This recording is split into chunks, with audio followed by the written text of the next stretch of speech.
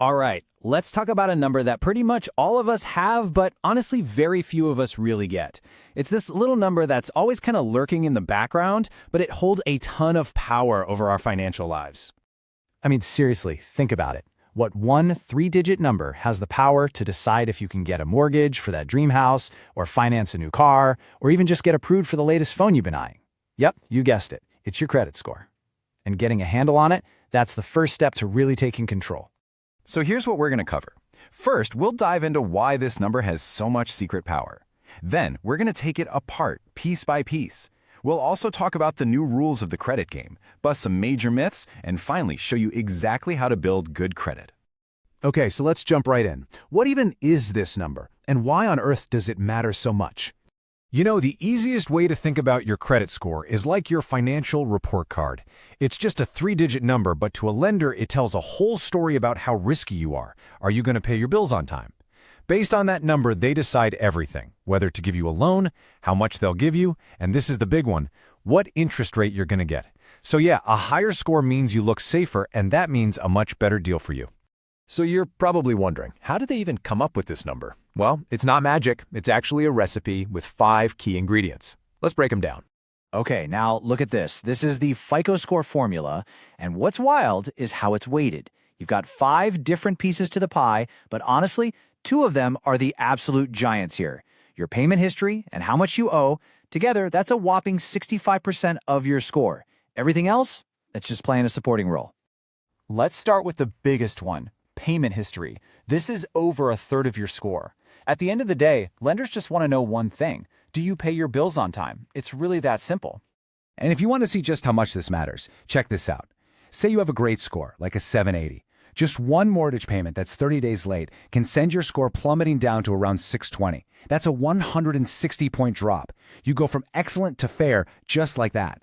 And that mistake, it hangs around in your report for 7 years. Ouch. All right, number 2 on the list is amounts owed. But what that really means for most of us is your credit utilization. Basically, it's how much of your available credit you're actually using. Lenders get nervous when they see that number creep over 30%. It just looks like you're stretched too thin. I mean, think about it. If you're trying to get a car loan and all your credit cards are maxed out, you just seem like a bigger risk, right? That can literally cost you thousands more in interest over the life of a loan. And here's a fun little curveball for you. You don't just have one credit score. Nope, you've got a bunch.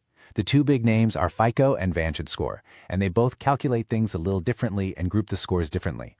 So the number you see on your banking app might not be the exact same number a car dealership sees. Kind of weird, right?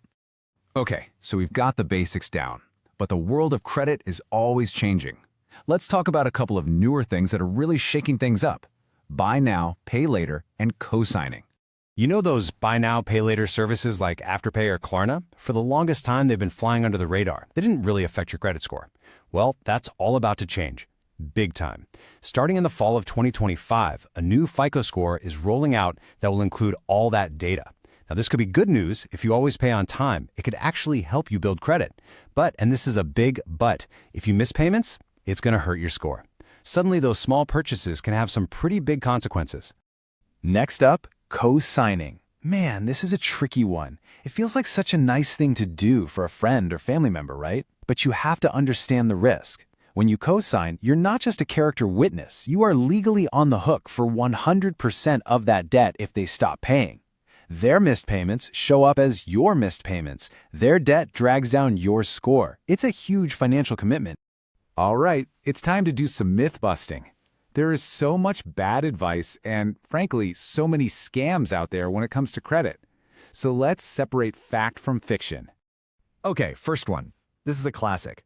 You finally pay off an old credit card. So, the smart move is to close the account and just get rid of it, right? Nope, big myth. Closing that old account can actually hurt your score. Here's why. First, it makes your credit history look shorter. And remember, length of history is 15% of your score. And second, it lowers your total available credit, which means your credit utilization ratio can suddenly shoot up. So, keep that old paid-off card open. All right, myth number 2. This one makes people scared to even look at their own finances. The idea that checking your own credit score actually hurts it. Absolutely not true. A total myth. When you check your own score, it's what's called a soft inquiry, and it has zero impact. The only time your score might dip a little is from a hard inquiry, and that's when a lender pulls your report because you're actually applying for a new loan or credit card. So seriously, check your score, monitor it, don't be afraid. And finally, let's talk scams. You've got to be on the lookout for so-called credit repair companies. They almost always follow the same playbook. First, they'll make impossible promises, like erasing negative information that's actually correct, which, by the way, is illegal. Then, and this is a huge red flag, they'll ask you to pay them before they do anything. Also illegal. A legit company can only charge you after the work is done. Usually these scammers just take your money and run. Okay, so now that we know what not to do, let's get into the good stuff, what really works. How do you actually build a great credit score and start taking charge of your financial story? Look, there's no magic bullet here. The real strategies are kind of boring, but they absolutely work. Number 1, pay all your bills on time, every single time. Number 2, keep your balances low. That credit utilization ratio we talked about, keep it under 30%. You should also be checking your credit reports for any mistakes and disputing them right away. And most importantly, just be patient. Building good credit is a marathon, not a sprint. It's all about consistency. At the end of the day, that 3-digit number, it's more than just a score. It's a story. It's a story about your habits, your reliability, and it's a story that lenders, landlords, and sometimes even employers are going to read. But the best part? You're the one holding the